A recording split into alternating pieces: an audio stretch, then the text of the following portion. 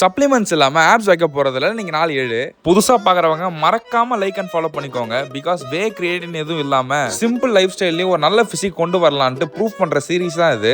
Okay, விடிய காலைல 6 மணிக்கு பசங்க ஃபோன் அடிச்சானுங்க. ஃபோன் சைலண்டை போட்ட காரணத்தினால மெதுவாக 8 மணிக்கு எழுந்து கிரிக்கெட் விளையாட போயிட்டேன். நம்ம சைலண்டை போட்டு படுத்து தூங்கினதுனால நம்மளால ஒரு மேட்ச் தான் விளையாட முடிஞ்சது. ரைட்டு, என்னடா இன்னைக்கு கண்டென்ட்டே மாட்டலன்னு பார்த்தா இவனுக்கு 2 பேரும் ரெஸ்லிங் பண்ணிருந்தானுங்க. ஆரம்பத்தில் நம்ம கருப்பு மாடு பயங்கரமாக பர்ஃபார்ம் பண்ணாரு. ஆனால் கடைசியில் நம்ம வெள்ளை மாடு ஸ்பியர் போட்டு முடிச்சிட்டாரு. அப்புறம் பசங்க எல்லாம் பேட்டிட்டு ஜூஸ் கடையில புதுசா ட்ரை பண்ணலான்ட்டு மேங்கோ இளநீரும் ஒன்று ட்ரை பண்ணேன்.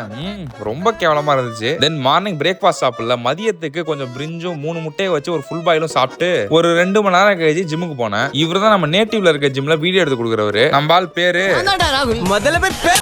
ஓகே, நம்ம ஆளுக்கு ஃபார்ம் கரெக்ஷனா சொல்லி கொடுத்துட்டு களத்துல இறங்கியாச்சு. வார்ம் அப் செட்டா 100 கிலோ வச்சு ஆரம்பிச்சேன். தென் 120 கிலோஸ் ரொம்ப ஈஸியா போயிடுச்சு. அப்புறம் டாப் செட்டா 130 கிலோ லோட் பண்ணி போட்டேன்.